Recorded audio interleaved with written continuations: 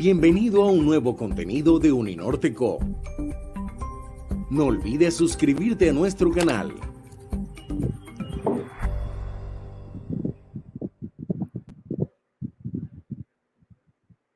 Muy buenas tardes a todos. Gracias por mantenerse conectados en esta jornada de Cátedra Barranquilla y del Caribe, en el que estamos reflexionando, conversando sobre economía, innovación y competitividad. Continuamos esta jornada con un espacio de conversación muy interesante y para eso nos van a acompañar dos mujeres a quienes admiro profundamente y que son egresadas de nuestra institución. Una de ellas es Catherine Diart, que es egresada además de nuestro programa Cátedra Barranquilla, que nos complace mucho que regrese, que nos acompañe en este espacio, bueno, aprovechando esta conmemoración de los 25 años del programa, en que qué mejor que sean nuestros egresados, como ese testimonio tangible del impacto de esta cátedra en su desarrollo profesional. Katy, como le decimos de cariño, ella ha estado vinculada a diversos proyectos de nuestra universidad y distinguiéndose desde su etapa universitaria como un aliado y colaborador de nosotros, de bienestar. Y ahora como profesional ha construido y sigue construyendo una destacada experiencia en el ámbito de la ciencia política. Nadie mejor que Catherine para liderar este espacio con nuestra invitada especial el día de hoy. Nuestra invitada, Tatiana Orozco, economista barranquillera y egresada de posgrado de nuestra universidad también. Le cuento un poco sobre Tatiana, que fue becaria de Colfuturo, realizó estudios de maestría en Development Management en London School of Economics y tiene una trayectoria muy destacada, desempeñándose en el gobierno nacional como directora del Departamento de Prosperidad Social, del Departamento de Planeación Nacional y fue también viceministra de Turismo. Tatiana es directora ejecutiva de la Fundación Pro Barranquilla y de la Asociación Portuaria de Barranquilla, así como investigadora en Fundesarrollo. Ocupó también el cargo como vicepresidenta de Asuntos Corporativos del Grupo Sura desde 2017 hasta el 2020.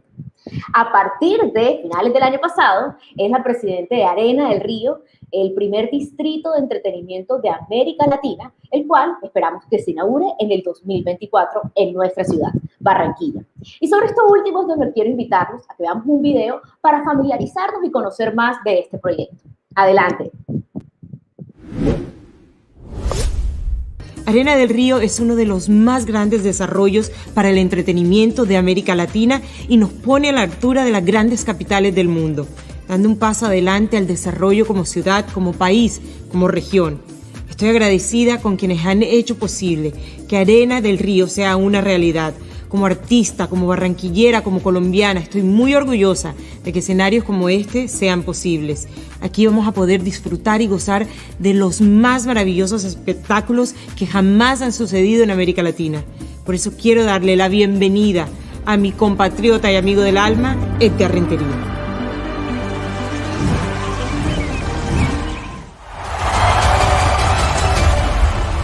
Toti hermosa, qué honor que me acompañe al lanzamiento de la Arena del Río. Creemos en los grandes sueños para construir país. Por eso, traemos Arena del Río a Barranquilla. Somos Tuve, una compañía innovadora y líder en el desarrollo de la nueva generación de distritos de entretenimiento. AECOM, firma de ingeniería líder mundial en diseño de ciudades inteligentes y de los estadios más tecnológicos e innovadores del mundo, se suma como gerente del proyecto, una compañía de construcciones legado para las generaciones venideras. U Music Hotels, una nueva experiencia de entretenimiento creada por Universal Music Group y Dakia U Ventures. Llega a Barranquilla como operador de la arena. Pero U Music Hotels va más allá de la operación de la arena. U Music Hotels llega a Barranquilla para apoyar la cultura y la música como ecosistema. La arena se convertirá en una plataforma creativa para los colombianos y fomentará comunidades artísticas sostenibles. Arena del Río es un modelo de desarrollo de la creatividad y la diversidad cultural del país para las regiones. Y todo tiene que empezar en una ciudad de destino. Barranquilla es la puerta de oro de Colombia y muy pronto será la ciudad destino para la música y el entretenimiento de toda una región. Una estructura única y totalmente multifuncional que combina la experiencia del entretenimiento en vivo con un hotel 5 estrellas, apartamentos, estudios de música, cine y televisión, locales comerciales y club de negocios. Arena del Río es un complejo de entretenimiento ubicado en 31 hectáreas de bienes raíces de primera clase. La arena multifuncional contará con una capacidad para 53.000 espectadores y tendrá la flexibilidad de adaptar su aforo a diferentes eventos, cubriendo el segundo nivel de graderías con pantallas LED. Además, habrá un campo retráctil de fútbol y que puede ser almacenado en un sótano a 4 metros de la superficie, donde también se encontrarán los camerinos para jugadores, árbitros y artistas. Todo esto será posible gracias a un sistema hidráulico que permitirá convertir el campo de juego en una arena de conciertos. Con accesos por agua y tierra, Arena del Río es un complejo que vivirá las 24 horas, los 365 días del año. Recuerda, solo tienes que seguir la rosa de los vientos, que en medio de la revolución digital será un símbolo donde la gente se reúna para celebrar, alentar, divertirse y bailar en un solo lugar. En el 2023, Colombia será el destino del entretenimiento y el deporte de toda América Latina. Soñemos, hagamos realidad todos nuestros sueños, de Barranquilla para el mundo. Gracias, mis amigos. En 3 añitos nos vemos aquí. El futuro es ahora. Aquí veo el chat de estudiantes y de personas que nos acompañan llenos de comentarios como wow, qué impresión, impresionante, agárrate Real Madrid y súper chévere, entre otros. Así que estoy segura que ya ustedes no me quieren escuchar a mí, sino a nuestras invitadas, por eso es que les doy paso a ellas. Katy y Tatiana, bienvenidas a este espacio, y a nuestros asistentes los invito a que en el chat nos lleguen sus preguntas, nos envíen sus preguntas para que nuestras invitadas las puedan responder. Bienvenidas. Gracias, Orieta. Gracias, Tatiana. Es para mí un honor estar aquí siempre. Cátedra Barranquilla será una de mis casas. Creo que es de los programas insignia que tiene la Universidad del Norte y donde logramos reclutar a los mejores estudiantes de la universidad, a los que tienen ese interés extra en temas de ciudad, en temas de país. Y es muy interesante pertenecer a este espacio. Hoy como pues del otro lado como invitada, hace unos 10 años yo era estudiante de este programa y sé lo que puede llegar a marcar cuando uno está precisamente en esa etapa estudiantil. Tenemos, como lo decía Orieta, a Tatiana Orozco, que yo creo que cualquier presentación le queda pequeña, ¿no? No se me ocurre cómo uno puede dar cuenta de la trayectoria de una mujer que aún es muy joven y que ha ocupado los más altos cargos en el gobierno de la República de Colombia, que ha estado en lo privado, que ha estado en lo público. Así que yo creo que mencionar sus cargos queda muy corto comparado con todo el impacto que ella ha logrado. En mi caso personal, yo vengo siguiendo la trayectoria de Tatiana desde que era reportera en El Heraldo, que fue mi primer trabajo. Yo me gradué como politóloga en Uninorte, salgo a trabajar al Heraldo y recuerdo, fue algo así como una conmoción que causó que ella fuese nombrada viceministra después de estar en Pro Barranquilla, y de allí siguió escalando y escalando hasta donde ha querido, ¿no? Entonces, darte la bienvenida, Tatiana. Creo que así como te admiro yo, también eres referente para muchos otros estudiantes y personas que están allí afuera. Te ha hecho que se me haga el ojo y todo, Katy, tú con esa presentación. No, pero es verdad. Yo incluso les cuento, hice mi posgrado en la misma universidad que Tatiana y cuando uno tiene que mandar la carta de motivación, yo en esa carta escribía que el presidente de ese momento, que era Juan Manuel Santos, se había graduado de allí, que había una mujer que se llamaba Tatiana Orozco, que estaba en esa época, que creo que era directora de Planeación Nacional, y que a mí me motivaba mucho algún día ser como ella. Jamás me imaginé que compartiría espacios. Hoy Tatiana es incluso miembro de mi junta directiva, así que toda mi admiración, y además sé por amigos que tengo de la vida que ha ido creando o criando varios pupilos, es decir, no es solo ella, hay muchos jóvenes que la rodean, que ella ha ido jalando y puliendo y formando, que serán también líderes excepcionales, igual o mejor que ella, que supongo es la idea. Así que nada, Tati, bienvenida. Hoy estás en Arena del Río, después de pasar un largo tiempo en el gobierno, después de estar en el Grupo Sura. Arena del Río, cuando Edgar Rentería nos lo presentó, por mucho que uno sea fanático del pelotero, no terminábamos como de entender cómo se masticaba el proyecto y cómo se iba a aterrizar.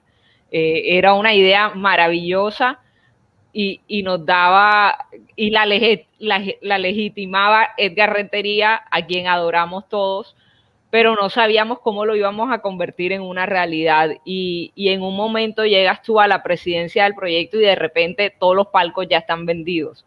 Entonces, quisiera un poco que nos contaras sobre tu momento actual, que es Arena del Río, ¿cómo tomas la decisión de pasar a liderar lo que pretende ser el distrito de entretenimiento más fuerte de Latinoamérica y cómo crees que te han servido tus experiencias anteriores para ello? Bueno, primero que todo, gracias, Katy, por esa introducción y ahorita también. La verdad es que me llené como de mucha emoción. Katy hace un par de meses tal vez compartió conmigo un pedacito de esa carta que ella mandó al LSI en ese momento y yo no, pues la verdad no, pues como ella dice, nos conocíamos, pero pues no éramos cercanas y me emocionó mucho verlo. Pero además quiero contarles otra cosa que ahorita no dijo porque fue un periodo muy corto, pero para mí muy importante, y es, yo estudié economía en la Universidad de los Andes porque en ese momento no existía economía en la Universidad del Norte. Y parte de lo que hice en mi vida fue ayudar al entonces rector Jesús Ferro y a Álvaro Jaramillo, que en paz descanse Álvaro, a montar el programa de economía en la Universidad del Norte. Así que esa es una de las cosas que me siento muy orgullosa también que logré hacer y contribuir a la región. Así que si aquí hay estudiantes de economía, quiero contarles que a mí me tocó recorrer toda la región Caribe, buscando ciudad por ciudad quiénes iban a ser esos primeros 30 estudiantes de la Universidad del Norte Economía y convenciéndolos de por qué debían estudiar economía. Así que esa es una de las cosas que a veces no aparece en mi hoja de vida, pero que me llenó de muchísima satisfacción y que todavía me llena de mucha satisfacción. Entonces, volviendo a Arena del Río, ya para dejar de hablar de mi tanto, Arena del Río nace, como bien dices tú, una iniciativa no solamente de Edgar, sino de unos socios de Edgar que han venido trabajando en temas deportivos hace muchísimos años y que veían la necesidad de encontrar un espacio que articulara los escenarios deportivos en Colombia. O sea, como que uno va hoy en día a un estadio y todos queremos el Metropolitano con amor, pero uno va a un estadio en Colombia y se acaba el partido o antes del partido y uno no tiene nada que hacer ahí. O sea, las horas antes de que empiece el partido son totalmente aburridoras. Uno está ahí esperando, bueno, yo creo que va a empezar, entonces le toca hacer una cipote cola para comprarse una cerveza o el tráfico, el no sé qué. Entonces, la experiencia termina siendo una experiencia no tan chévere y empezamos a mirar empezaron ellos a mirar cómo podían hacer de eso algo distinto, y ahorita lo decía muy bien, es un distrito de entretenimiento, es mucho más que una arena y un estadio. Nosotros ahí vamos a tener una capacidad para 53,000 espectadores en Arena del Río y va a ser un espacio para que la gente vaya y se divierta. Y ojo con lo que voy a decir, no queremos que sea un distrito vivo, porque la idea es que todos los días del año tú puedas ir a Arena del Río a hacer una cosa distinta. O sea, esos palcos que tú decías que se vendieron y se vendieron todos, yo estoy aquí, esto que ven a mi alrededor es como se va a ver un palco de 32 personas en Arena del Río. Y voy a hacerles un pareo aquí para que lo vean, pero tú lo puedes acomodar con sala de juntas, lo puedes acomodar con un bar. Nosotros allá tenemos nuestro bartender hoy viernes y unas salitas. Y esto es como se va a ver un palco en Arena del Río y voy a voltearme, pero para que vean, así se va a ver, digamos, si estuviéramos en un palco de 5º piso diagonal, esa sería la imagen que estaríamos viendo desde ese palco. Eso como para que ustedes se hagan una visual que yo veo todos los días, y en ese proceso nosotros queremos que la experiencia sea una experiencia distinta. Con la Universidad del Norte, incluso el otro día hablamos sobre el tema de la experiencia de usuario, que es una palabra que hoy en día se usa más y más en las compañías. Entonces, mirar a ver cómo tú, Katy, puedes ir, obviamente, a ver un partido del Junior ahí, pero también ir a un concierto. Yo no sé a ti qué. A mí me gustan todos, Tati. Sí, entonces yo no sé quién sea tu cantante favorito y a quién quisieras ver ahí, Katy. Yo bailo lo que sea, lo que me pongan, desde Silvestre a J Balvin a lo que se te ocurra llevarme. Ah, bueno, perfecto, tú eres como yo entonces. Entonces Sí, resulta me que acomodo a Rubén Blades también, a lo que quieras. también sabroso. Entonces, en ese proceso, nosotros queremos ver ahí a los grandes artistas y queremos que hayan artistas espectaculares a nivel internacional, como pueden ser Ariana Grande o cosas de esas, pero también ver artistas locales. Y nosotros vamos a querer trabajar también mucho en temas de responsabilidad social empresarial para poder hacer de Arena del Río no solamente un distrito de entretenimiento, sino un contribuyente al desarrollo social y económico de la ciudad y de la región a través del apoyo a artistas nuevos, a jugadores nuevos, o sea, con la ciudad y que esto tenga vida 365 días al año. Los palcos, por ejemplo, a diferencia de lo que pasa con el Metropolitano, tú si tienes un palco en el Metropolitano, no lo usas sino cuando hay partido.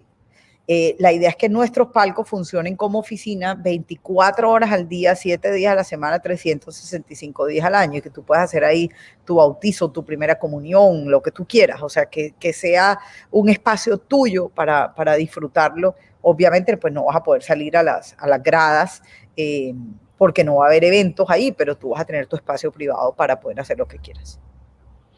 Excelente, creo que todos quedamos enamorados y con ganas de tener para un palco un día de estos. Pero más allá de eso, Tati, creo que toda la ciudadanía se va a poder gozar conciertos de primera clase allí. Es decir, no son solo los palcos, es también pues el espectáculo central donde uno podrá comprar boleta para asistir a algo de primera categoría. Katy, es súper importante lo que tú estás diciendo, porque a la Arena del Río le caben 53,000 personas. Solamente 8,600 van a estar en palcos, ¿sí? Entonces, lo primero que, eso es súper importante que todos estos estudiantes que nos están oyendo aquí lo sepan. O sea, primero, cuando ya el Arena del Río esté funcionando, muchos de ustedes ya van a estar trabajando. Entonces, de pronto dicen, no, yo quiero alquilar un palco. No lo pude comprar porque en ese momento era estudiante, no tenía plata, no sé qué. Dentro de 10 años, ya tienes un mejor salario, tú vas a poder comprarle tu palco a otra persona, eso lo puedes revender. Tú puedes decir, yo voy a alquilar un palco un año, y lo alquilas un año, o tú dices, no, hoy toca J Balvin y yo quiero ir y tener mi palco y voy con mis 16 mejores amigos al palco. Puedes alquilar el palco solamente para esa ocasión. Pero ok, no tienes plata para el palco, listo, se vale también. Cuando uno contrata un artista de estos, lo que uno le paga es igual al artista, si el artista toca para 5,000 personas o para 53,000. Entonces, en Arena del Río se va a dar una cosa que a mí me parece muy bonita, que es la democratización de la boleta, porque vas a coger ese valor que le pagas al artista y lo vas a dividir entre 53,000 personas.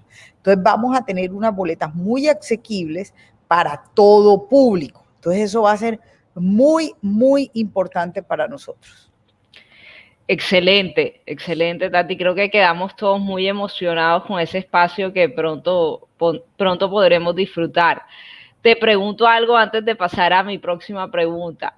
¿Cómo nace tu relación con Edgar Rentería? Es decir, ¿de dónde te contacta? ¿Cómo se origina esta cercanía entre ustedes para que él te llame y hagas parte del proyecto?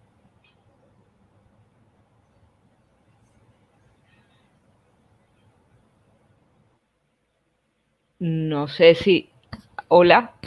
A mí se me está yendo la señal, pero no te oí. Me dijiste que de dónde nace la relación con Edgar Rentería. Sí, exacto. Ok, mira, yo a Edgar no lo conocía. Y tengo que confesarlo que yo a Edgar no lo conocía. El otro día hablando con él, yo le dije, mira, ¿tú te acuerdas el día tal que pasó tal cosa en un bar en Barranquilla? Yo estaba y tú estabas ese día. Le dije yo, obviamente siempre lo había admirado como buena barranquillera, pero no nos conocíamos. Y fue a través de Jaime Abello, Anfi, a través de Paula Jaramillo, que llegué yo a oídos de Edgar y de Andrés Felipe, socios del proyecto. Y bueno, me llamaron y Andrés me dijo, vente, entonces hablamos primera vez por aquí, por estas cosas ahora de tecnología, entonces un Zoom, pues vente para Barranquilla, yo no podía, entonces me dijo, no, entonces vente para Miami, entonces yo cogí, me fui para Miami, era un lunes festivo, entonces yo dije, no, aprovecho que no tengo reuniones y me voy para Miami, entonces me fui para Miami.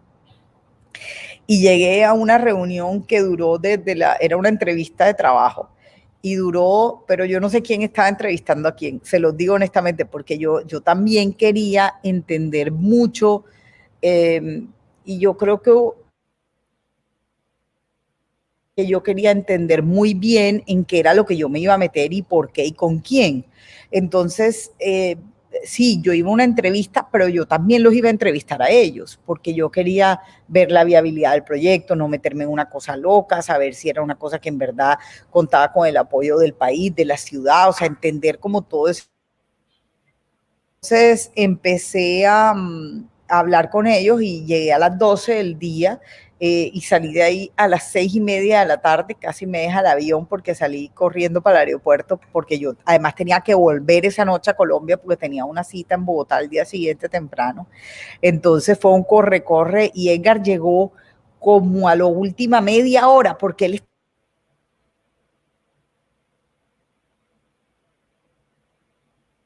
pues como correr y estar con él esos últimos 15 minutos. Hoy en día, la verdad es que disfruto mucho. Ahorita que estábamos en las pruebas, que tú me viste que estaba pegada al teléfono, era hablando con Edgar, con quien ya hoy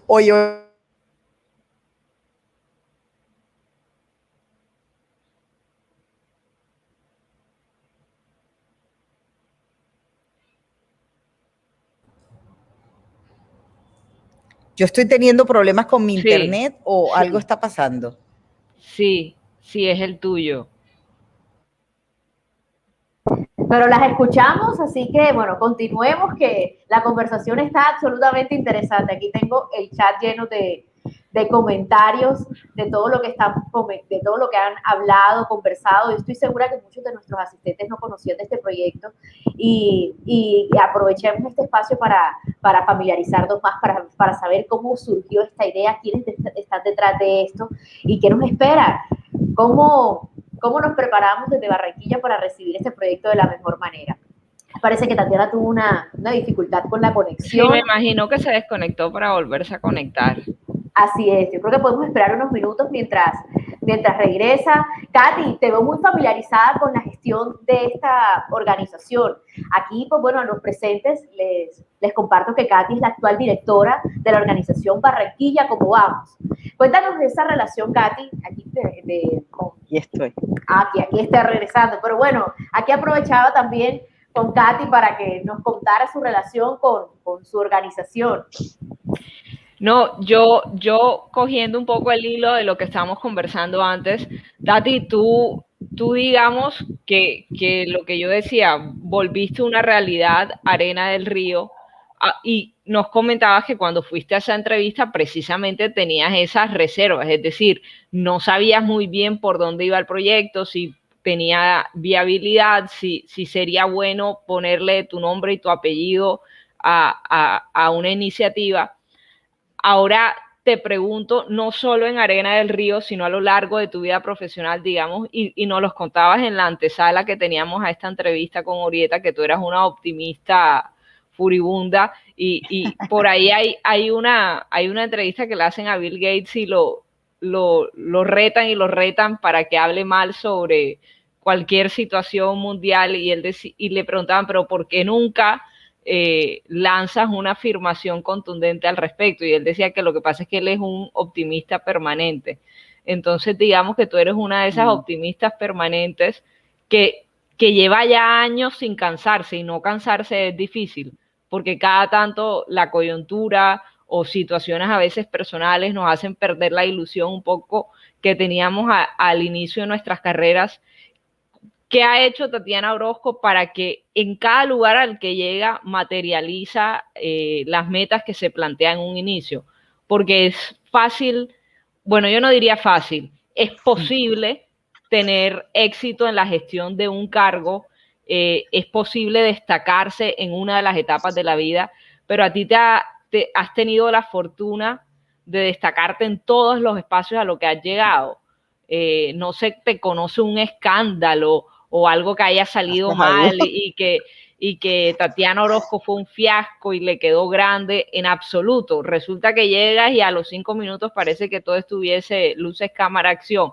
Entonces, te pregunto cuáles son como esos elementos que tú reconoces en ti misma que te ayudan a materializar las metas.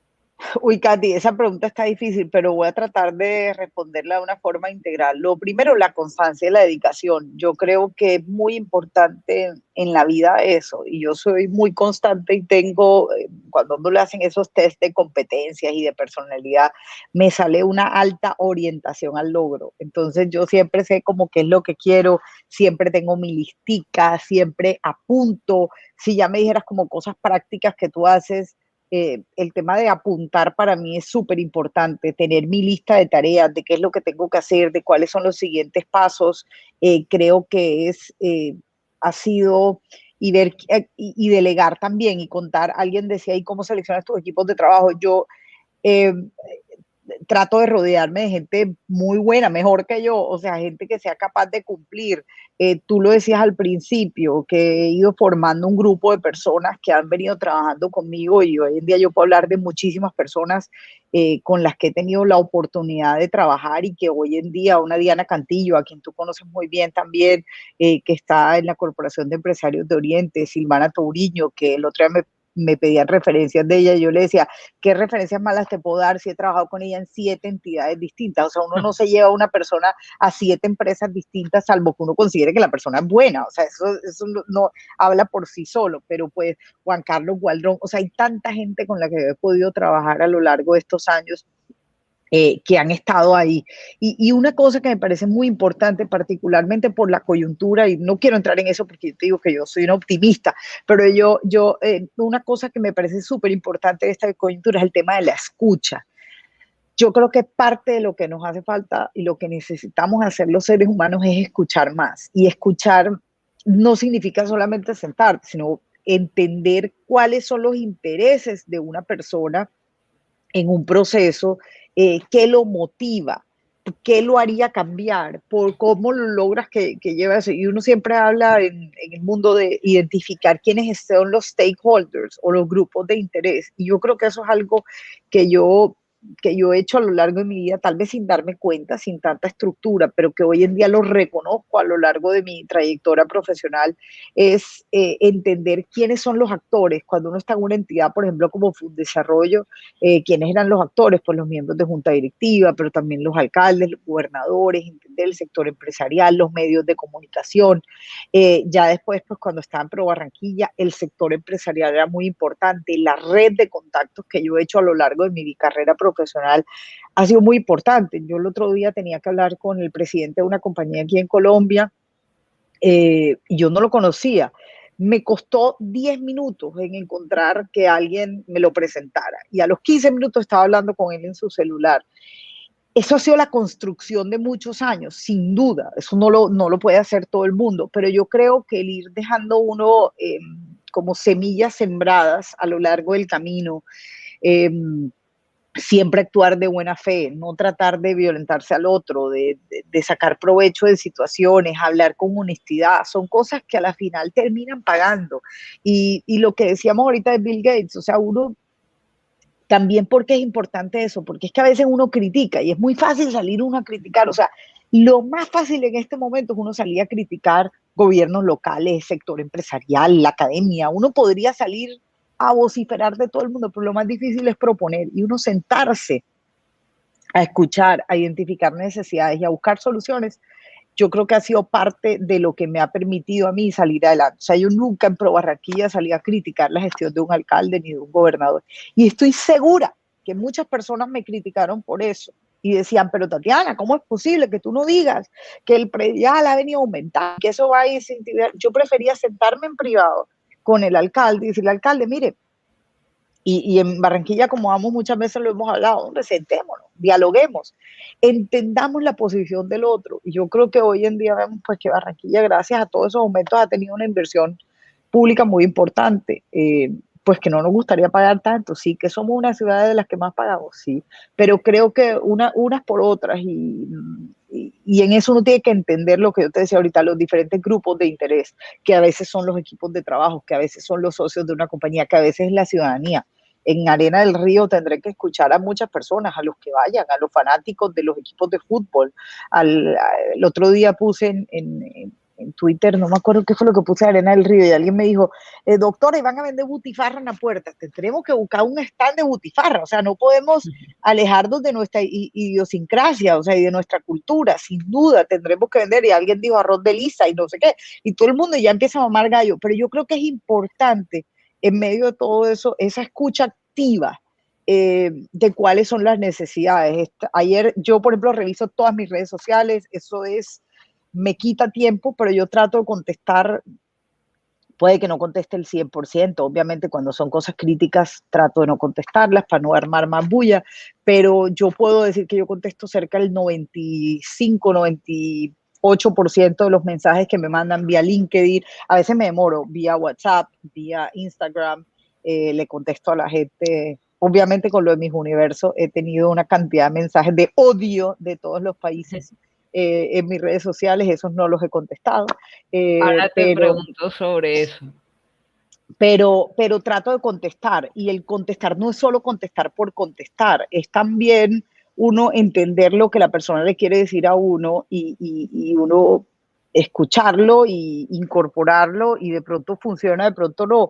Esta mañana me llamó, o anoche me escribió una persona, Vicky, que juega bolos, y Vicky me dijo, Tati, yo quiero que haya un bowling alley en Arena del Río. Y yo le dije, yo también, yo me acuerdo cuando yo iba a Tito Bolos, o sea, pues obviamente los que están aquí que son puros jóvenes no se acuerdan de eso, pero yo iba a Tito Bolos y me acuerdo perfectamente del mesero que me atendía, que se llamaba René.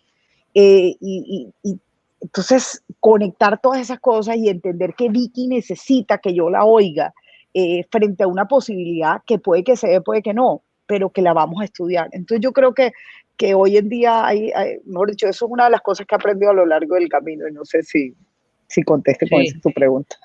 Sí, bastante. Digamos que estoy haciendo un interrogatorio de acuerdo a lo que a mí me hubiese gustado saber de la gente que nos llevaban a cátedra, y por lo general es eso: cuál ha sido su recorrido, cómo han llegado, qué los inspira. Mencionabas hace nada que estuviste de jurado en Miss Universo. Tú eres una personalidad polifacética. No sé, bueno, precisamente de eso da cuenta que hayas podido estar en el gobierno y destacarte, en lo privado y destacarte. Ya nos contaste que hiciste parte también de la academia, como que sabes jugar en diferentes roles. Y hace poco, hace una semana o menos, estuviste de jurado en Miss Universo.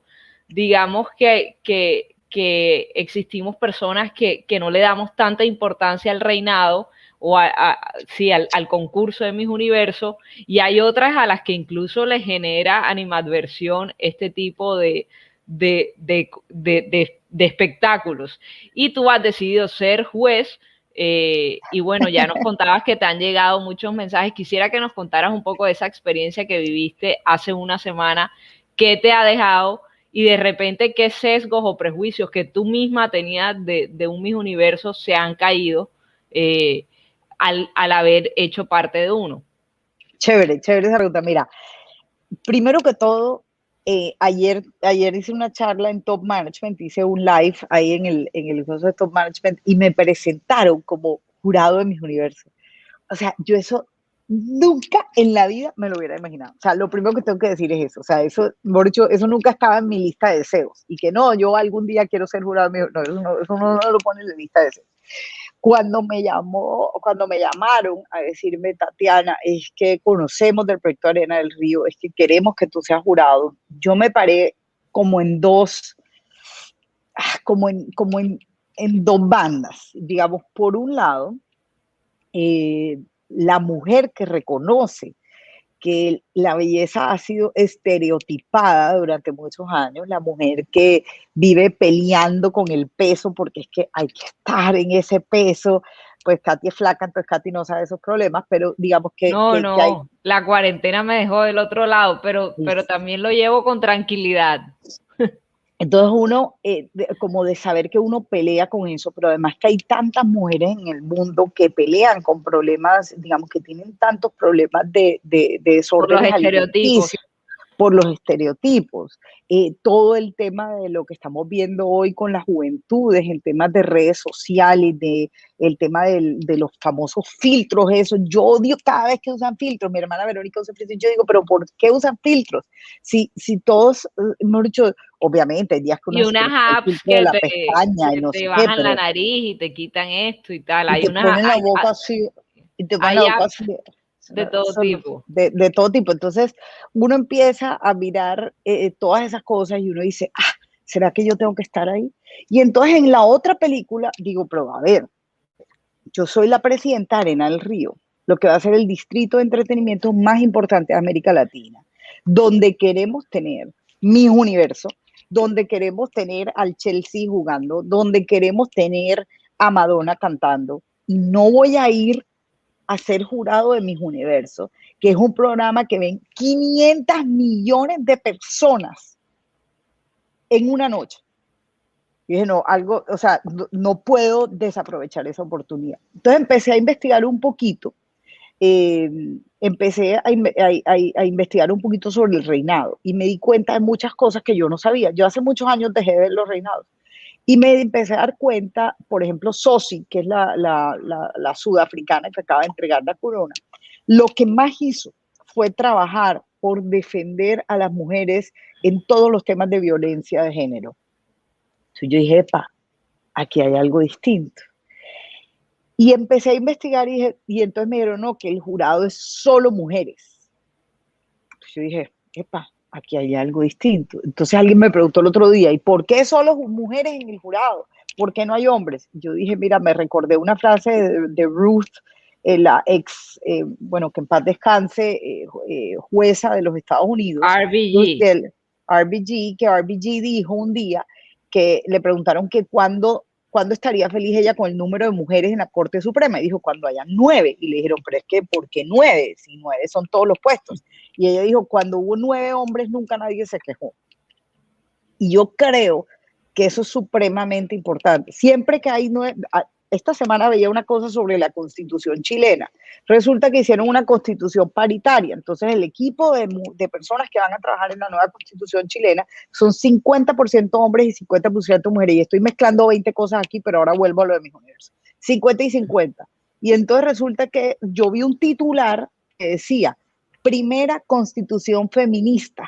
Y yo dije, para lo que hemos quedado. O sea, 50% mujeres, reconociendo pues además los porcentajes de la población, y entonces ahora resulta que la Constitución es feminista porque hay 50% mujeres, pero si era pues 50% o 90% hombres como era anteriormente, pues no era machista, no, que va. Entonces yo creo que aquí, entonces la Miss Universo empecé a ver que habían cosas que estaban cambiando. Y como le dije, entonces yo pertenezco a un grupo que se llama Women in Connection. Y en Women in Connection hay todos esos rangos de pensamiento, desde la persona que dice odio el Miss Universo, hasta las que les parecía del puta, porque su mamá había sido, perdóname la expresión, que había sido Miss Colombia, no sé qué, Tati, qué chévere que vas a tener esa oportunidad, no sé qué nota y tal. Entonces, en ese proceso, yo dije, no, empecé a investigar y le contesté a una de ellas, me tocó dar toda una explicación de por qué yo iba a ir a Miss Universo y por qué yo creía que ahí estaban cambiando cosas.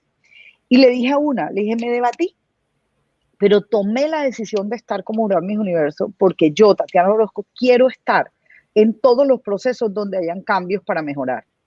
Puede que hoy el reinado no esté donde nosotros queremos, tú y yo, Katy, estoy segura, que esté un reinado como esos, pero va en la dirección correcta. Y esas son las cosas en las que uno tiene que participar para hacer la diferencia. No nos podemos quedar como actores pasivos diciendo, no, yo no participo de eso y dejo que la vida siga.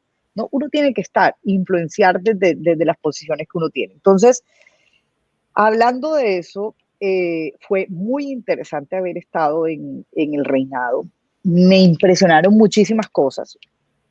Uno, no sé cuántas personas de las que nos están acompañando aquí hoy vieron el reinado, pero una de las cosas interesantes que pasó en este reinado es que hablaron sobre temas de desórdenes alimenticios. Las niñas reconocían, y digo niñas, pero tienen la edad de ustedes, entre 18 y 29 años, reconocían cuando habían tenido desórdenes alimenticios. Más de 6 casos de niñas con abusos sexuales, diciendo y hablando sobre esos temas abiertamente en sus países. Ese tipo de cosas hay que premiarlas, porque estas mujeres, Miss Universo, son mujeres que están siendo vocales en sus países y que son plataformas para que las mujeres tengan una voz en temas sociales, en temas culturales, en temas económicos. Me encantó, por ejemplo, la de Gran Bretaña, me encantó su presentación en el reinado. Dijo que todo el mundo me dice que si yo quiero ser cantante, ejecutiva o Miss Universo, y yo quiero ser todas. Y yo creo que en eso nos debatimos todas las mujeres. Nosotros queremos ser amas de casa, bueno, yo no, a mí eso no se me da muy bien, pero digamos, todas queremos ser de todo, queremos ser grandes ejecutivas, pero queremos ser grandes amigas, queremos ser fashionistas, o sea, hay tantas cosas que queremos ser y tenemos que poderlo ser. Entonces, me encantó eso que vi en el reinado, me encantó las compañeras de reinado, de jurado, fueron espectaculares, o sea, unas mujeres maravillosas en todo el sentido de la palabra y bueno, me traje muy buenos recuerdos de lo que fue esa experiencia y pues invito a que le sigamos esa evolución y al reinado de belleza y que obviamente podamos muy rápidamente tener a Miss Universo aquí en Barranquilla y ojalá, ¿por qué no en Arena del Río? Excelente, Tati. Además de toda esa experiencia que nos cuentas, de lo más interesante que rescato de tu intervención es que les cuentes a los muchachos que ustedes, los líderes, las personas que uno admira, también se enfrentan a dilemas. También se preguntan qué deben hacer. A veces al interior de ustedes mismos hay dos posiciones y no es siempre fácil escoger qué hacer, pero bueno, te atreviste a lo que más o menos tu intuición te guiaba y te salió muy bien. Te hago otra pregunta que también tiene que ver con lo que nos contabas de mi Gran Bretaña y un poco de esa personalidad polifacética que tienes. Y es, yo antes de esta entrevista, yo te conozco a ti de internet, de lo que sale en internet de ti, entonces busqué a un par de personas que te conocen, que han trabajado contigo y les pregunté sobre ti. Y las dos coinciden en, lo que pasa es que Tatiana no se cansa y me dicen, ella se despierta con las mismas energías que se acuesta y eso es lo más impresionante. Te pregunto a ti, ¿cómo has hecho para mantener esa motivación viva? Porque te reconozco que a mí a veces, y es tanto lo que estamos viviendo en este momento, entre una crisis sanitaria global, la coyuntura nacional, que uno no sabe a veces ni dónde meterse. ¿Cómo haces tú para ser esa optimista eterna, para tener las mismas energías cuando te acuestas, cuando te duermes? Me dicen, es imparable. ¿Cómo has hecho? No. Yo quiero decir primero que la edad me ha jugado en contra. Yo ya tengo 44 años, cada vez me canso más, y todavía soy joven, o sea, yo espero vivir hasta los 100 años. Pero yo sí creo que, mejor dicho, yo creo que la clave en ese no cansarse es que a uno le guste lo que uno está haciendo. ¿Ustedes se acuerdan? A mí me encantaba Diomedes Díaz, esa canción de Diomedes Díaz que decía que si tú quieres ser zapatero, solo quiero que seas el mejor.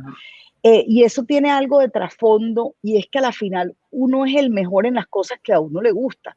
O sea, si a mí me pusieran a hacer, yo no sé, mi mamá dice que a mí me gusta todo lo que yo termino haciendo, pero, mejor dicho, yo le pongo ese entusiasmo y me termino enamorando de las cosas. Obviamente voy a decir cosas negativas. Obviamente en algún momento de mi vida tuve un jefe con el que no me la llevaba bien y vivía cansada. O sea, no me entusiasmaba el trabajo porque obviamente tenía un líder que no representaba mis valores. Pero eso fue un periodo muy corto de mi vida y pude salir rápidamente de esa situación. Pero yo lo que les quiero decir es que que uno tenga pasión por lo que hace, encontrarle el amor a lo que uno hace es supremamente importante para que uno no se canse.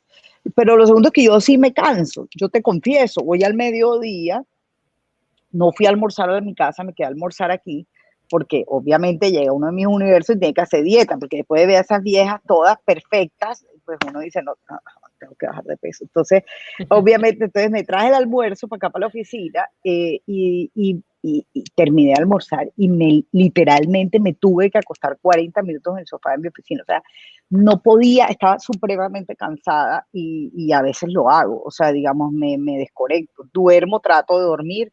Ahora estoy haciendo ejercicio. Eso creo que ayuda muchísimo. Eh, no sé, hay cosas que no hago. Por ejemplo, yo decía ahorita lo de la casa, yo hay cosas que no hago. A mí los oficios de la casa no se me dan bien, por decirlo de alguna forma.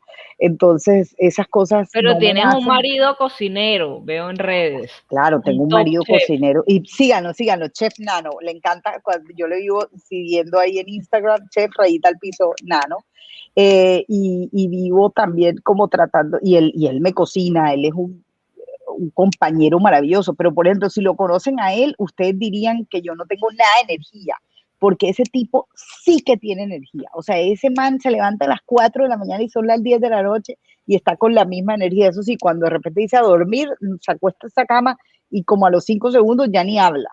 Yo no, yo me demoro un poco más y trato de hacer otras cosas. Ahora, también me gusta mucho cambiar de ambiente, como aquí estoy como dando tips, digamos, cambiar de ambiente para mí es importante, o sea, no tener la misma rutina siempre, o sea, yo me gusta viajar, me gusta compartir tiempo con amigos, con mi familia, con los mellos, o sea, en fin, con tanta gente que lo llena uno de energía en el camino y hacer diferentes actividades. Entonces alguien sea por ahí polifacética, pues sí, pues, me gusta hacer diversas cosas, juego tenis, pinto, hago, y tal vez eso también es para no aburrirme. Yo creo que si hiciera todo la misma cosa todos los días me aburriría mucho. Buenísimo. Bueno, Dati, nos quedan nada, 4 minutos. Uy, esto pasó rápido. Te voy a hacer una última pregunta. Tú hoy eres una mujer con una red de contactos inmensa, con una trayectoria reconocida mediáticamente, con recursos, etcétera. Es decir, te has labrado un camino y has contado con la bendición suficiente de Dios o en lo que creas y con tu esfuerzo que te ha permitido llegar a donde estás y gozar de los privilegios que da estar allí.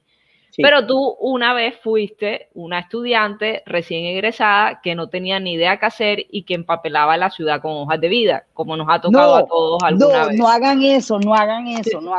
Entonces, bueno, eso es una... Okay. Bueno, entonces voy a dar mis recomendaciones. Esa es la pregunta. Trabajo. Esa es la pregunta. Uno egresa y yo soy, cuando a mí me hacen este tipo de preguntas que no he hecho ni la mitad de lo que tú has hecho, pero me preguntan, ¿y cómo es hecho y tal? Yo siempre digo que la mitad ha sido suerte, reconozco mucho la suerte, o sea, no solo yo, gente que me ha ayudado y sí, yo he puesto de mi parte, he camellado. Pero te pregunto a ti, de esa Tatiana que se graduó de Economía de los Andes, con sueños pero sin saber cómo materializarlos, ¿cómo tenemos hoy a esta Tatiana de 44 años que se da el lujo de ser parte del gobierno, mano derecha Juan Manuel Santos y también juez de Miss Universo, etcétera, etcétera, etcétera? Katy, mira, yo voy a decirlo, voy a dividir esa pregunta, voy a ver cómo la respondo para responderla bien. Lo primero es que yo también he buscado trabajo, o sea, no crean que a mí toda la vida han llegado las cosas así, ¿no? Yo también, yo cuando estaba en la universidad, yo creía que me iba a Estados Unidos. Y era como el sueño en ese momento, ¿no? Me voy a Estados Unidos y ya, y me quedo allá y tal. Yo soy ciudadana americana, entonces siempre ha estado como esa posibilidad abierta que nunca la he querido coger, la realidad sea cierta. Y yo creo mucho en Colombia y en querer trabajar por mi país. Entonces empecé a buscar trabajo y yo vi en la Universidad en los Andes, había un letrero que decía, se busca economista investigadora para centro de investigación. Y yo solo metí esa hoja de vida. Y me salió, pero me salió producto de que yo acababa de terminar una tesis. Yo les voy a confesar, perdí econometría en la universidad, en economía, y la repetí. Y cuando la repetí, la dejé en 4.5. Hice mi tesis en un modelo econométrico de segundo grado. Esto solamente lo entienden los que estudiaron economía o econometría. Y eso era de posgrado. Entonces yo me esforcé e hice algo más allá de lo que normalmente hubieran hecho porque me reté a mí misma. Esa investigación, o sea, yo no conseguí mi trabajo por suerte, sin duda pues fue suerte que hubiera estado el letrero ahí Hay casualidades que sean o causalidades que sean, pero eso fue una causalidad de que yo hubiera hecho una tesis más allá de lo que yo tenía que haber hecho mi tesis. Entonces ese esfuerzo adicional me fue premiado por la vida, por Dios, vuelvo y digo, porque ustedes lo quieran.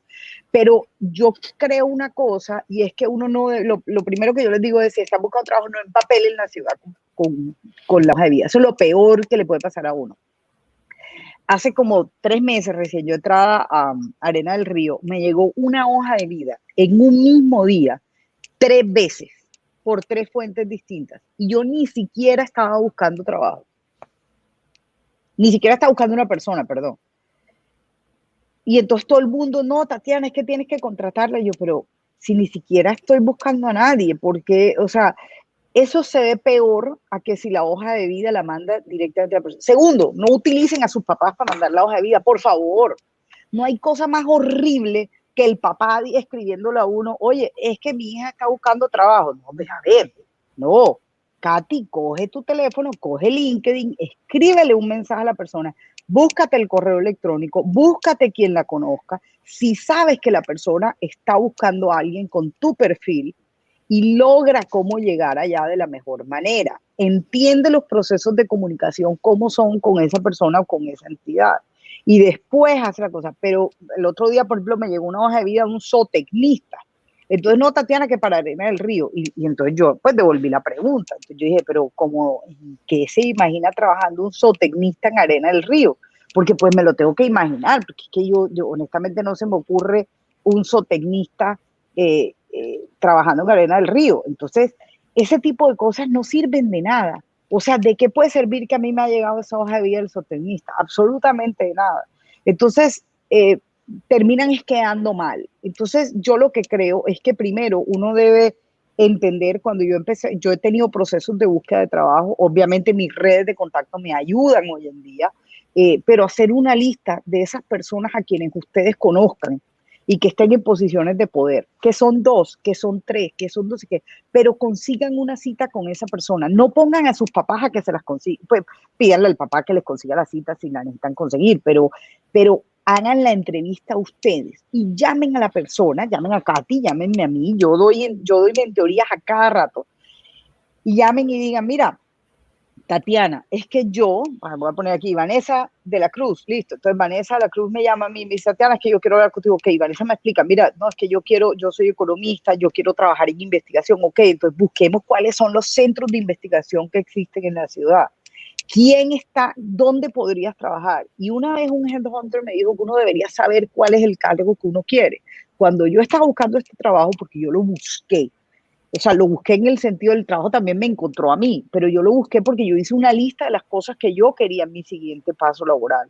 Y yo dije, yo quiero presidir, yo quiero contribuir a la sociedad, quiero tener unos jefes inspiradores, quiero trabajar en una compañía innovadora. Hice la lista y empecé a identificar cosas que estuvieran ahí. Y un día me llamaron, voy a decirlo aquí públicamente, Universidad de Medellín, creo que es que era, para ser la rectora de la Universidad de Medellín. Y yo dije, no, eso no es lo que yo quiero. Chuleado. Entonces me van a decir, pero es que tú tenías la oportunidad de decir que no. Sí, pero también tenía la oportunidad de haber dicho que sí.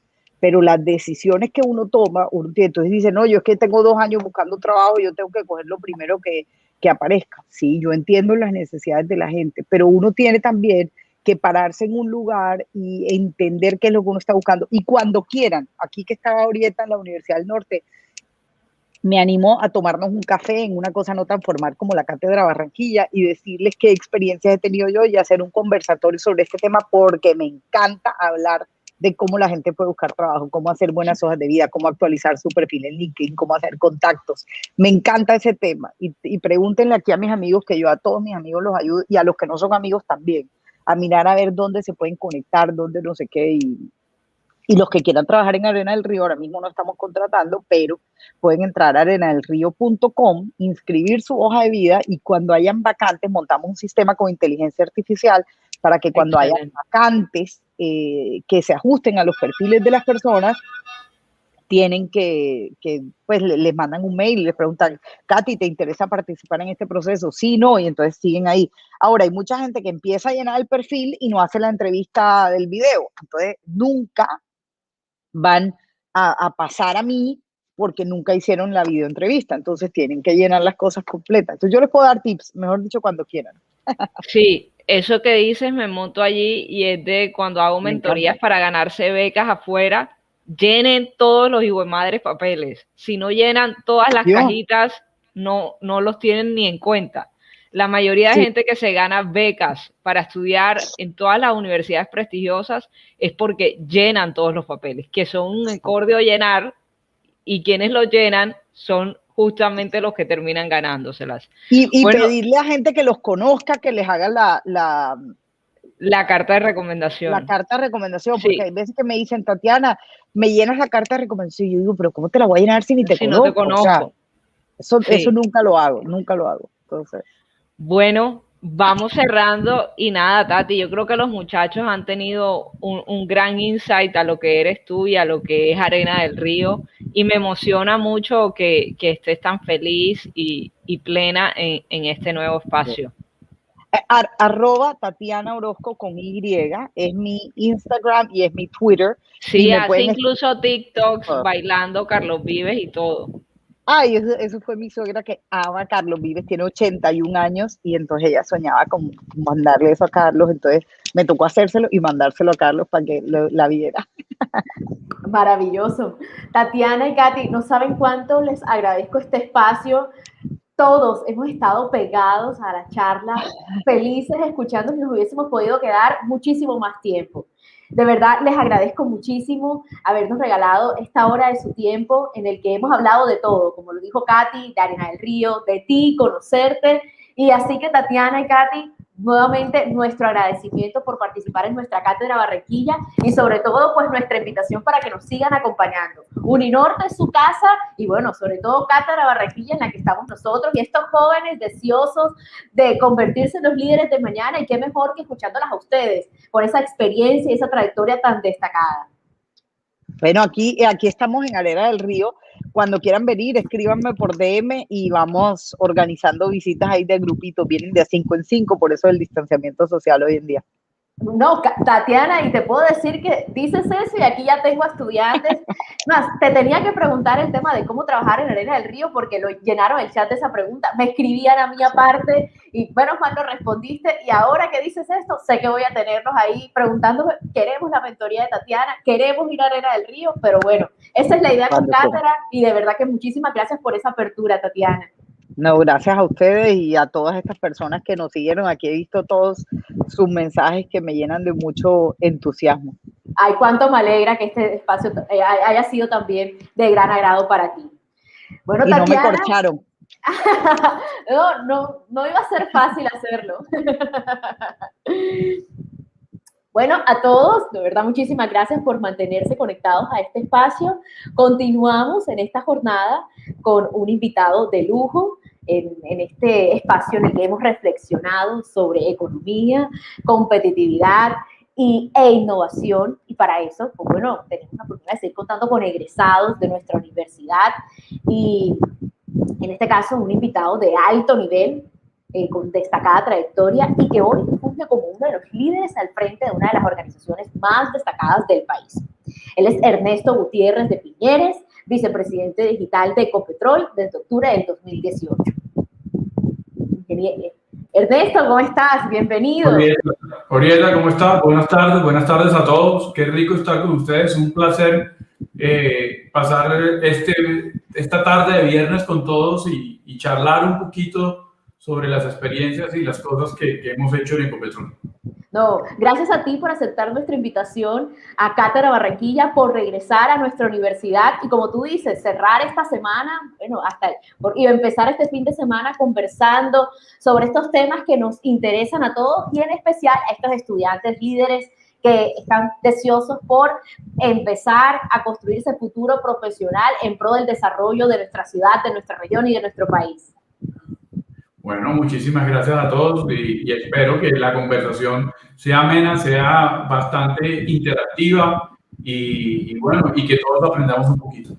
Muchas gracias, Ernesto. Permíteme, antes de darte la palabra, contarles un poco a nuestros asistentes sobre tu perfil. Entonces, pues bueno, les cuento. Ernesto es ingeniero de sistemas de nuestra universidad, especialista en gerencia de sistemas de información también de nuestra institución y con MBA de la Universidad de los Andes. Cuenta con más de 21 años de experiencia como director y gerente de áreas de tecnología de la información en diferentes compañías multinacionales, en también múltiples sectores de industria, liderando y desarrollando equipos de alto desempeño en Colombia, Estados Unidos, Centro y Suramérica. Ejecutivo con experiencia en transformar áreas de tecnología en socios de negocio y generadores de valor para las organizaciones a través de innovación basados en tecnología, desarrollo de equipos y estrategias de tecnología que apalancan la estrategia corporativa y competitiva de los negocios. Aquí, Ernesto, deseosos de escucharte, nos acompañan muchos ingenieros, pero también estudiantes de todas las profesiones y que estarán más que encantados de escuchar esta intervención que ha llamado Escalando la Innovación a Otro Nivel. Así que adelante, Ernesto, te escuchamos. Bueno, muchísimas gracias, Orieta. Bueno, yo tengo para compartirles cuál ha sido el camino de Ecopetrol y cómo la digitalización de Ecopetrol, cómo pensar en un Ecopetrol digital puede ser un ejemplo de innovación y sobre todo de innovación abierta para un sector, digámoslo, a veces tan tradicional o tan científico como puede ser el sector de hidrocarburos. Nosotros en Ecopetrol comenzamos esta historia de innovación o de reinvención digital hace unos años, hace 4 años. Yo tengo una presentación acá que quisiera compartir con ustedes, que la voy a usar como back office, pero que espero que no funcione. Denme 2 minutos porque ya me enredé. Claro que sí, Ernesto. Si quieres la puedes compartir para que los asistentes la vean también, si consideras. Sí, aquí la estoy tratando de compartir porque aunque no crean, a mí la tecnología también me da duro. No te preocupes, y más en estos espacios virtuales que los nervios, o bueno, por lo menos ahí el deseo que salga más rápido, pues también nos juegan en contra. Pero no te preocupes, aquí estamos esperando, así como los estudiantes que nos están acompañando. Sí, dame un minuto, que aquí la estoy poniendo, porque es que como uso 2 pantallas, entonces me enredo. Entonces, share screen. Bueno, mientras tanto, le doy la bienvenida a los estudiantes de cátedra que nos han estado acompañando durante toda la jornada, pero también a los estudiantes de grupos estudiantiles de la estrategia. ¿Listo? ¿Ya están viendo la pantalla? Sí, así es. Todos aprovechando estos espacios formativos, escuchando a nuestros líderes destacados de la región. Ahora sí, Ernesto, ya vemos la presentación y te vemos a ti y escuchamos.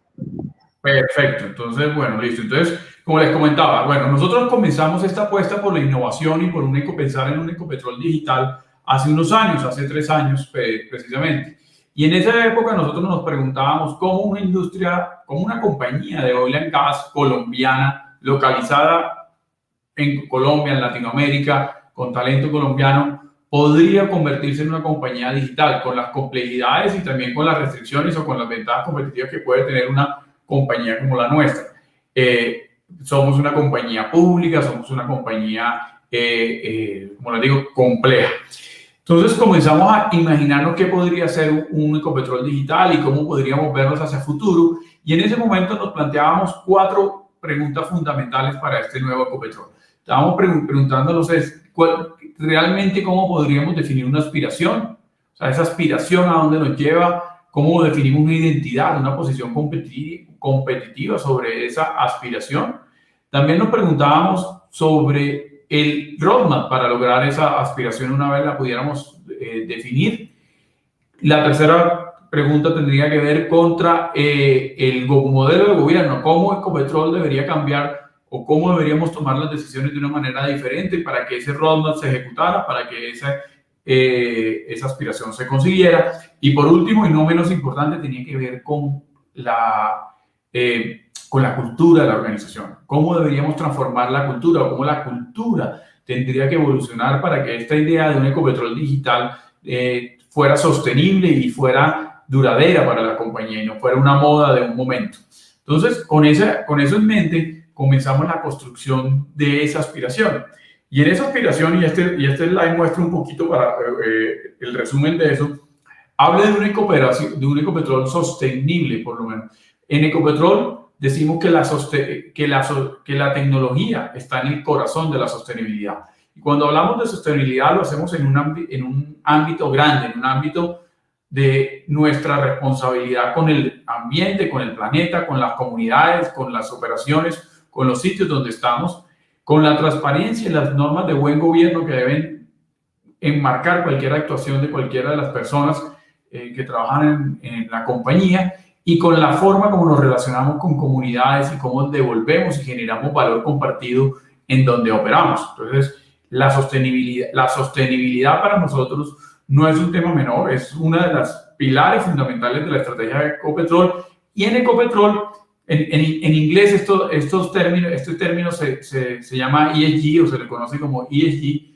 Nosotros le hemos puesto la T adelante y hablamos siempre de TSG, y en español decimos que Ecopetrol, o la estrategia, tiene que ver con la sostenibilidad, con la tecnología en el corazón de la sostenibilidad. Y eso significa un Ecopetrol transparente, un Ecopetrol que trabaja de manera colaborativa con las comunidades, un Ecopetrol que piensa en la innovación como un músculo a desarrollar y como una oportunidad para dejarse ayudar, para dejarse apoyar y para aprender de otros ecosistemas más robustos y más eficientes que los nuestros. Creemos firmemente en la diversidad en un sentido amplio, porque la diversidad agrega conocimiento, le da más ángulos a las opiniones, a las tomas de decisión, nos hace fuertes, nos fortalece. Creemos que tenemos que evolucionar en convertirnos en una compañía en un sentido amplio del sector energético, una multienergética, no solo una compañía de oil and gas como somos hoy, sino que tenemos que evolucionar hacia una compañía multienergética, lo que no quiere decir que tenemos que dejar de preocuparnos o de ocuparnos de nuestro negocio principal, que es el petróleo. Creemos que hay otras formas de hacer las cosas. Esta pandemia nos ha demostrado que éramos tímidos, o todavía somos tímidos en evolucionar en nuevas formas de hacer las cosas, de relacionarnos. Miren, llevamos año largo trabajando en casa con esto de la nueva normalidad y la bioseguridad, que antes no estaba tan presente en nuestras actuaciones. Hoy es una forma de trabajar. Yo no creo que regresemos a los esquemas anteriores, no por lo menos en el corto plazo. Es más, aspiro que no volvamos a los esquemas anteriores, pero pues necesitamos evolucionar en eso. Entonces, ese es el Ecopetrol que nos imaginamos, y para eso la tecnología y sobre todo la digitalización se vuelve fundamental, al igual que el uso apropiado del talento humano.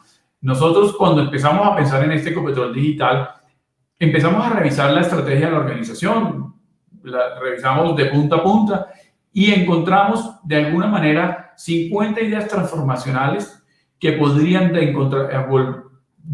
reinventar a Ecopetrol en términos digitales. Y estamos hablando de 50 ideas de negocio. Estamos hablando de que en la estrategia, por ejemplo, del segmento de refinación, donde están nuestras refinerías, teníamos la necesidad de optimizar los márgenes brutos de cada barril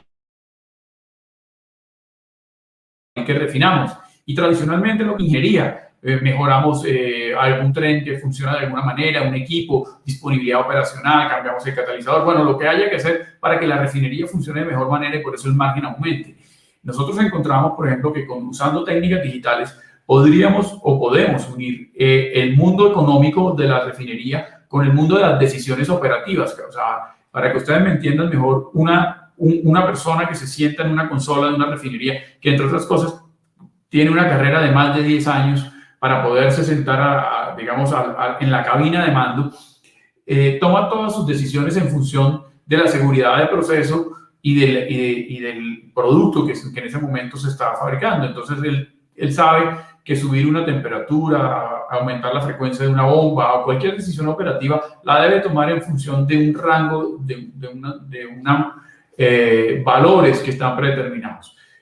Pero si tú unes eso con el valor del mercado de los productos que estás haciendo, puedes tomar dentro de ese rango que es permitido la opción que mayor o menor valor genere dentro del mismo rango permitido. Entonces, en una refinería más o menos se toman 800 decisiones típicas en la consola. Entonces imagínense la capacidad o la cantidad de combinaciones de una decisión para tomarle y cuál debería ser la decisión óptima en función de conservar sobre todo la seguridad de los procesos y la seguridad de la organización, pero también generando el mayor valor. Eso lo podemos hacer usando tecnología de inteligencia artificial y de IoT que se conecta en tiempo real con las decisiones de la refinería y le cuenta o le dice el consolista qué tan lejos o qué tan cerca en función de la economía está la decisión. Hoy les puedo decir que tenemos eso funcionando hace más o menos un año en las refinerías y hemos logrado eficientar en algunos casos hasta 19 centavos de dólar por cada barril que se refina en la organización.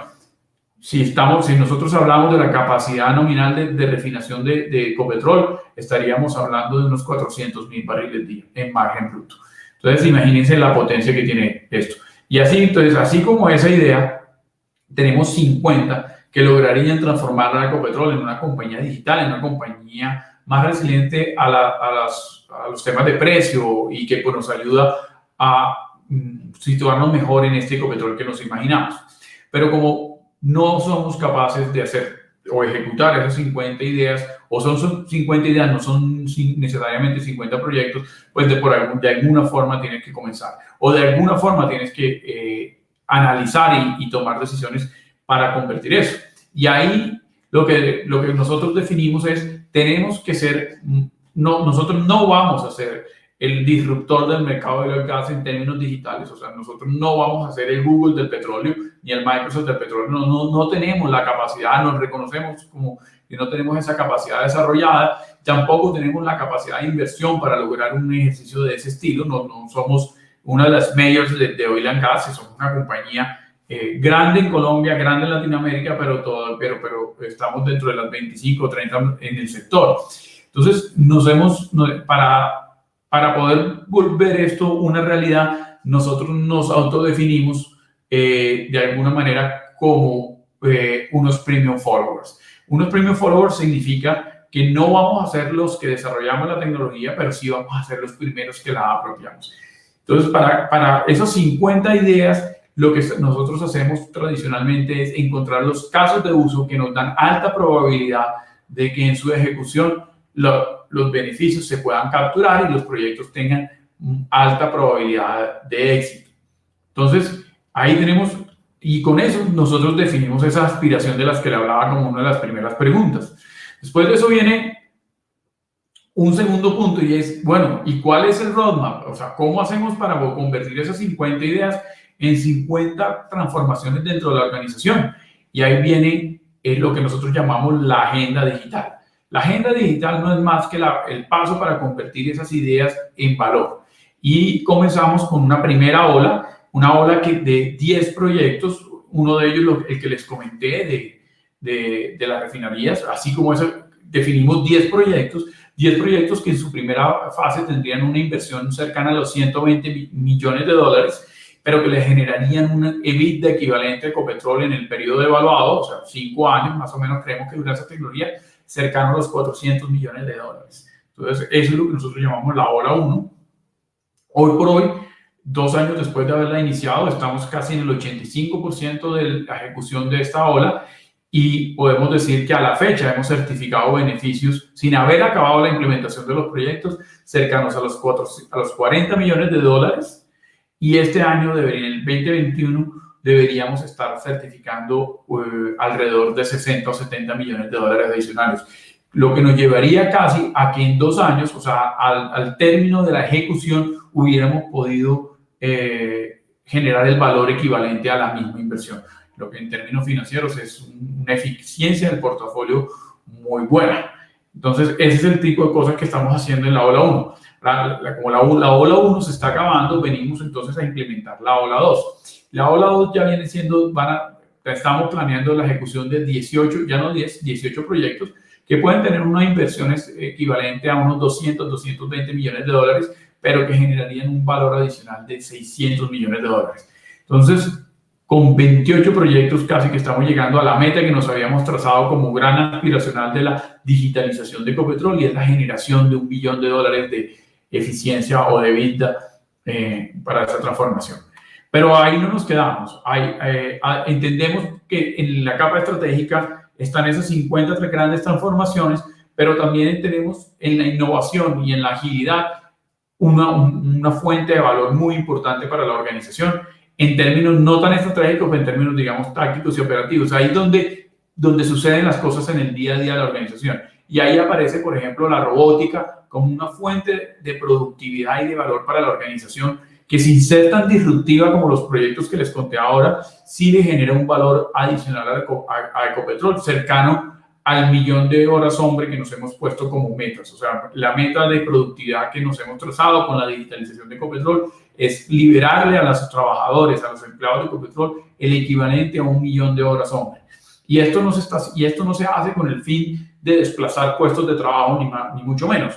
Por el contrario, nosotros decimos en Ecopetrol que esto lo hacemos para desrobotizar al humano, para darle la capacidad a las personas que le agreguen valor a los procesos, a las funciones donde están y que nos ayuden a tomar mejores decisiones y crear muchísimo más valor. O sea, un humano haciendo transacciones tradicionales o higiénicas de, por ejemplo, conciliaciones de cartera o cuentas por pagar, no agrega tanto valor como un humano pensando en cómo optimizar los planes de desarrollo de nuestros activos o cómo encontrar nuevas formas y usos para nuestros procesos y nuestros productos. Entonces, con este ejercicio, lo que estamos haciendo es darle la capacidad a la organización de que los humanos le aporten muchísimo más valor. Y ese es el segundo pilar de esa estrategia. El tercer pilar tiene que ver con que la operación sea costo efectiva. Entonces, si ustedes se dan cuenta, los costos de la tecnología solo bajan. Hoy los televisores valen menos, los celulares valen menos. En términos generales, la tecnología cuesta menos. Pero los costos de las operaciones basadas en tecnología solo crecen. Y ahí, para Ecopetrol, pues tuvimos un reto nuevo a resolver, y lo que hemos hecho es tratar de optimizar los costos unitarios de las operaciones basadas en tecnología por lo menos en un 30%. O sea, hay un concepto que se llama el TCO, que es el que estamos usando para eso, donde los costos unitarios, o sea, por ejemplo, lo que le cuesta a la compañía un puesto de trabajo, lo que le cuesta a la compañía transmitir un bit de un lugar a otro en las redes de Ecopetrol, pues nos hemos puesto que unitariamente tengamos una eficiencia por lo menos del 30%. Y para terminar con esa misma estrategia, tenemos la ciberseguridad. La ciberseguridad, que no es, no por ser la última, es la menos importante, sino es una realidad de nuestro entorno hoy. Entre más conectados, más expuestos. Y si cada vez más profundizamos en la digitalización, pues también tenemos que evolucionar en los modelos que protegen a la organización de este ejercicio. Aquí les pongo un ejemplo de cómo hemos avanzado en esa ola 1. Ya acá les puedo comentar, tenemos proyectos de verdad innovadores, de verdad diferentes. Ya les hablé del margen bruto de refinación, pero les quiero hablar de otro en particular, que es el de gestión volumétrica integral.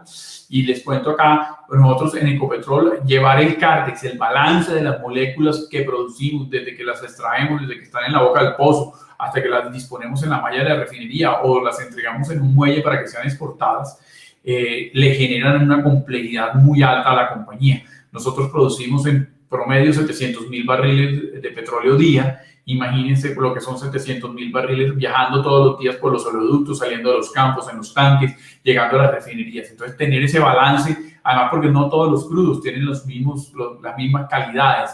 Entonces, llevar ese cártex de dónde están las moléculas, de dónde las tenemos, para Ecopetrol es un tema vital de optimización y de productividad. Y hay, por ejemplo, hoy por hoy, usando tecnología de blockchain y tecnología de inteligencia artificial, podemos tener balances diarios y con precisión de la propiedad de esos crudos que están dentro de los tubos, o esas nominaciones de los crudos que llevamos desde los campos, y las conversiones volumétricas por calidad en un tema diario. Obviamente es una inferencia que se hace en términos de inteligencia artificial, pero con el blockchain lo que podemos es tener el consenso y la inmutabilidad de esos datos, porque a la final esos barriles pues son el producto que nosotros manejamos. Entonces es un proyecto que no existe en el mundo, no es algo que hayamos comprado, no es una tecnología que hayamos ido al mercado a cotizar y que la hayamos comprado y sea out of the box. Es una aplicación de tecnología que se ha hecho a la medida de nuestra propia complejidad, además por lo integrado que es nuestra operación, que no necesariamente es típico en este mercado, pero que nos da la satisfacción hoy de tener un producto de altísima calidad, un producto digital realmente innovador y que es ejemplo mundial de que sí se pueden hacer cosas de ese nivel en Colombia. Adicionalmente, pues les contaba, hoy tenemos esa ola 2 que ya empezamos a trabajar y que espera en el corto plazo tener unos $600 millones adicionales de beneficio para toda la organización y donde vamos a desplegar capacidades nuevamente de inteligencia artificial, de Internet de las cosas, blockchain, estamos volviendo a trabajar para algunos otros proyectos y bueno, y generamos esta productividad. ¿Qué capacidades estamos implementando para lograr eso? Y aquí les vuelvo y les cuento un poco. Entonces, nosotros hoy tenemos clústeres de computación elástica y de high performance computing, que es términos generales, lo anteriorcito que venden en el mercado comercial a lo que sería quantum computing. Nosotros hemos logrado que procesos de procesamiento sísmico, interpretación y simulación sísmica que duraban semanas, casi meses, lo hemos podido llevar a que se procesen en horas. Hemos podido multiplicar por 4 la capacidad del equipo de exploración de Ecopetrol para analizar esos prospectos que nos van a traer el petróleo del futuro. Usamos inteligencia artificial para muchas de las funciones que hoy tenemos en la organización, desde, por ejemplo, en la vicepresidencia jurídica, tener chatbots y tener algoritmos que le ayudan a los abogados con alguna jurisprudencia o con algún concepto que tienen que emitir, hasta algoritmos que nos ayudan a predecir fallas o que nos ayudan a hacer inferencias sobre el volumen a producir o la optimización de los campos. Tenemos robótica, tenemos hoy más de 150 unidades robóticas o asistentes virtuales, como los llamamos, que robotizan más de 2.000 transacciones dentro de la organización y que ya hoy están generando 100.000 horas hombre-año de beneficio, como les contaba ahora, para desrobotizar a los humanos. Usamos Big Data porque, y solo para que tengan algunas cifras, un pozo productor instrumentado debidamente es capaz de generar 9 gigas de información diaria, 9 gigas de información diaria. Nosotros tenemos más de 5.000 pozos totalmente instrumentados, entonces los volúmenes de datos que nosotros manejamos son impresionantes. Entonces necesitamos estructuras de Big Data para poder explotar, manejar y convertir esos datos en información y generar insights que agreguen valor a la organización. Y para terminar, pues tenemos el tema de blockchain que les conté ahora y de Internet de las Cosas, que lo usamos o lo estamos usando en ese blockchain de gestión volumétrica que les comenté, pero también que estamos empezando a usar para crear una plataforma que nos hemos denominado Centro de Transparencia, donde queremos que los efectos o las consecuencias de nuestras operaciones sean transparentes, disponibles, inmutables, para que las comunidades, comunidades donde operamos o comunidades científicas las puedan usar para generar valor y generar conocimiento. Y esas son algunas de las capacidades que hoy desarrollamos en Ecopetrol para nuestra aspiración de volver un Ecopetrol digital. Como les decía ahora, la ciberseguridad es un tema relevante, es un tema de primer orden. No sé si ustedes vieron, hace unos días tuvimos el secuestro de una operación de oleoductos en Estados Unidos que paró el transporte de 2,5 millones de barriles diarios por una falla en ciberseguridad. Entonces, el tema de ciberseguridad para nosotros nos lo tomamos en serio, en esa aspiración, en esa hoja de ruta que nos ayuda a garantizar que toda esta transición hacia un Ecopetrol digital es segura y resiliente. Y en ese ejercicio aparece el modelo de innovación. ¿Cómo hacemos para que todos esos proyectos de agenda digital, para que todos esos proyectos de ciberseguridad, para que esos robots, para que todas esas capacidades que estemos desarrollando también se apalanquen en un ecosistema o ayuden a madurar en un ecosistema digital colombiano que es muy talentoso, pero también reconocemos que es poco orquestado y que está en pleno desarrollo y madurez? Y ahí es donde aparece para Ecopetrol programas como el de 100% digitales, que me imagino que muchos de ustedes han visto, donde lo que estamos diciendo es que vamos a llevarle al ecosistema digital colombiano 100 problemas, 100 retos del Ecopetrol de hoy, para que 100 emprendedores jóvenes de origen digital nos ayuden a resolver. Y aquí particularmente trabajamos muchísimo de la mano de Atlantic Connect a través de los nodos de Semprende para llevar a la organización soluciones que provengan de nuestro ecosistema digital colombiano, en una apuesta de Ecopetrol por como les decía ahora, por generar valor compartido en las comunidades donde opera, porque ayudar a un ecosistema digital que están haciendo a madurar y para dejarnos ayudar dentro de Ecopetrol a tener mentes frescas y mentes dispuestas a ayudarnos a resolver problemas estándar de la organización.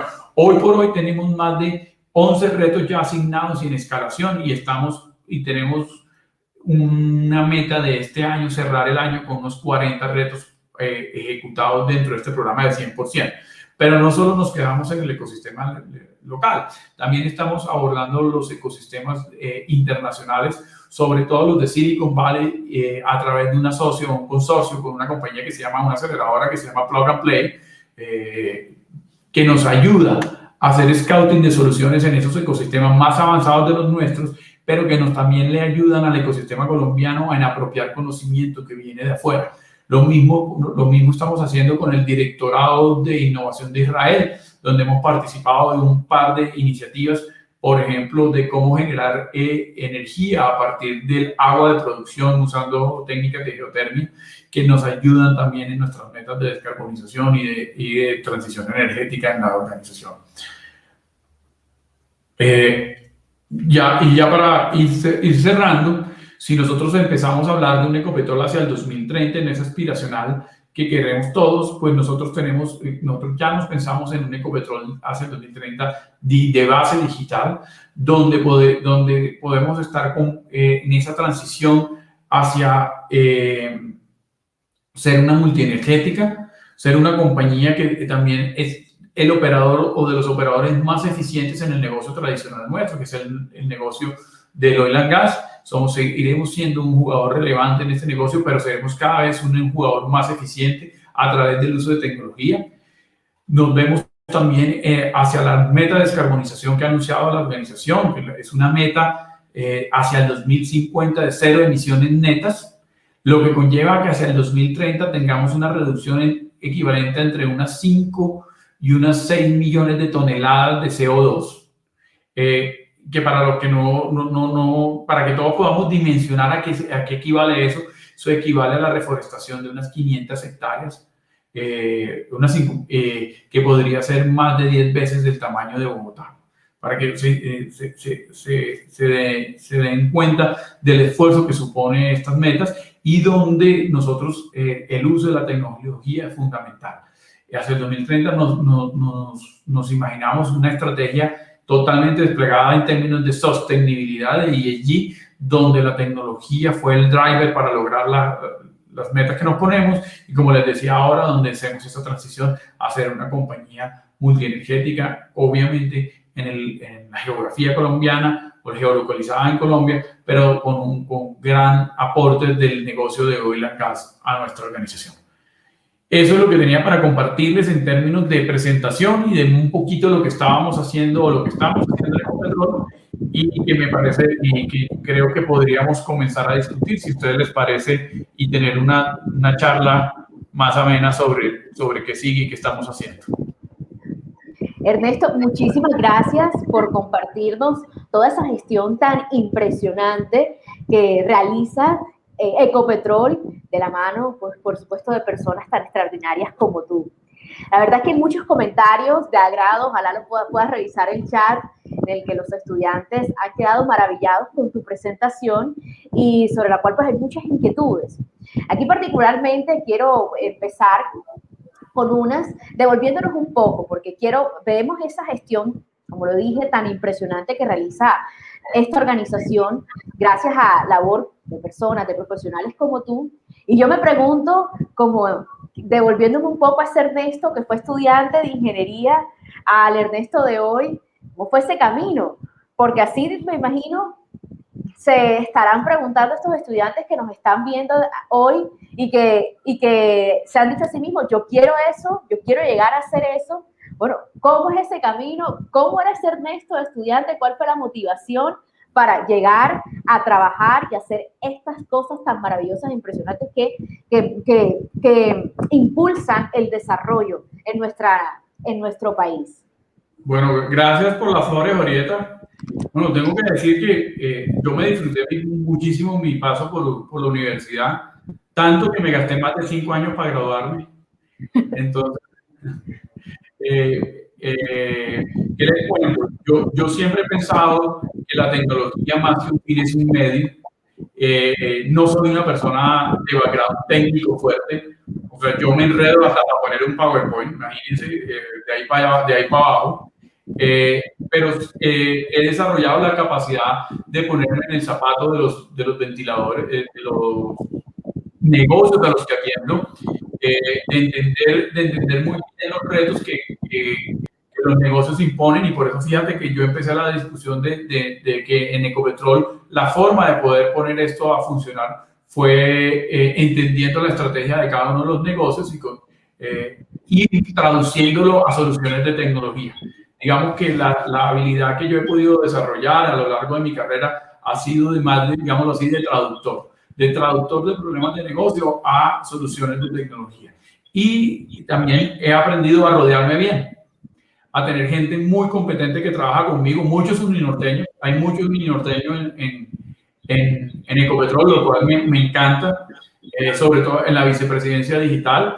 Y miren, y les pongo ejemplos concretos, una de las personas que mueve ese estudio de innovación digital, que lidera el reto 100%, es un joven talento de la universidad, se llama Kevin Acuña, está con nosotros hace 2 años y entró en un programa muy bonito que tenemos en Ecopetrol que se llama Semilleros. Es una apuesta por talento joven que ojalá dentro de esos semilleros esté el próximo vicepresidente digital de Ecopetrol, ojalá dentro de esos semilleros esté el próximo presidente de Ecopetrol.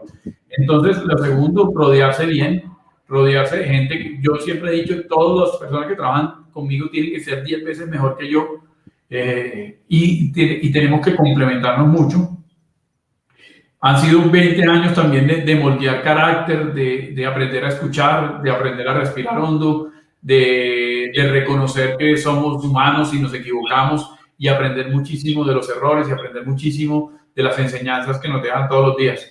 Y bueno, y también con humildad reconocer que no me las sé todas, no me sé ni media, y trato de dejar de enseñar y no perder la capacidad de impresionarme y de asombrarme por las cosas nuevas.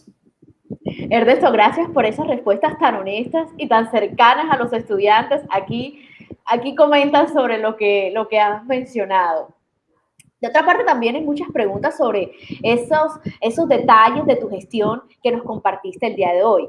Por ejemplo, ahora que nos mencionas de los proyectos en los cuales se pueden vincular los jóvenes, aquí Rubén Darío nos pregunta lo siguiente: ¿dónde se pueden encontrar los proyectos para los jóvenes emprendedores? Bueno, mira, hay 2 formas. Nosotros en las redes sociales de Ecopetrol, sobre todo en LinkedIn, por lo general estamos publicando los retos. El programa se llama 100%. Los invito a que nos sigan. Yo particularmente en mi LinkedIn también estoy continuamente motivando la participación. En los centros Emprende, específicamente en la costa, sobre todo con el apoyo de Atlantic Connect, con quien trabajamos muy de la mano y muy cerca. Y en la página de Ecopetrol continuamente también estamos lanzando esos retos que les cuento. Vienen por lo menos 30, 40 retos para lo que nos queda del año. Así que pónganse las pilas, empiecen a madurarse como emprendedores y los espero en los retos 100%. Bueno, ahí estaremos todos. Ernesto, hablaste mucho de ese enfoque en innovación que ha tenido la organización. Y aquí, por ejemplo, un estudiante nos comparte una inquietud que yo también, digamos que a mí también me surgió, porque mira lo que dice Luis Fernando Angulos. ¿Cómo piensas que será la adaptación de otros sectores tradicionales en la transición tecnológica? Esto me imagino que Luis Fernando y yo también, cuando pensé en eso, bueno, ¿cómo puede ser esta transición, esta adaptación a tecnología de otros sectores que quizás no la tienen otras dificultades? ¿Qué opinas de eso? Mira, una persona muy personal. Nosotros los humanos somos unos seres muy complejos.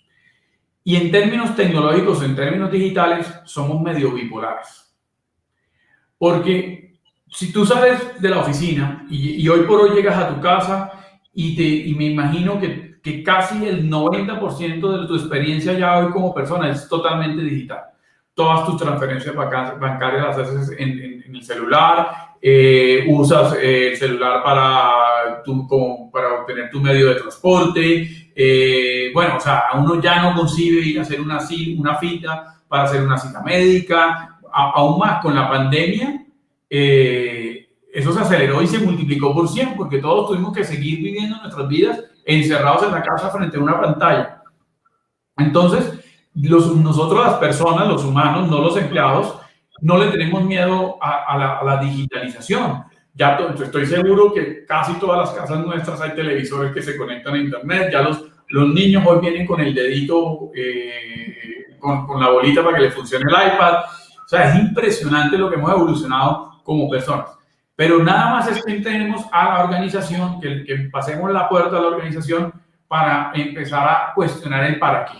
Porque yo eso no lo voy a hacer, a mí tráeme la hoja firmada, a mí no, eso no me sirve. Entonces ahí nosotros también como humanos tenemos que ayudarle a las compañías a evolucionar, porque en el otro 90% de nuestra vida sí lo somos así. Yo no consigo hoy una sola industria que no esté pasando por una transición digital. La pandemia aceleró esto yo creo hasta el más escéptico de los mortales entendió que en la digitalización hay una generación de valor. Yo me imagino que ustedes en la universidad venían con un plan de educación virtual y de acelerar estos temas de virtualización y venían haciendo pilotos y con un roadmap y más o menos al 2000 algo ustedes iban a tener el X% de sus estudiantes en virtualidad y el COVID en una semana nos mandó al 100% a las buenas o a las malas. Entonces, por eso te digo que yo no consigo, primero que los humanos nos devolvamos al mundo análogo, cada vez vamos a ser seres mucho más digitales, y segundo, no consigo un sector de la industria que no haya visto en la digitalización una oportunidad para ser más resiliente. De acuerdo.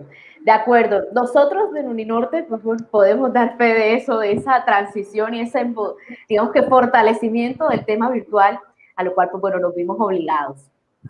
Ernesto, quiero compartirte otra pregunta que nos hace un estudiante, Jorge Beltrán. En los municipios en que Ecopetrol hace presencia, ¿existe algún programa de apoyo en TICs que fomente el desarrollo para la población de esos municipios?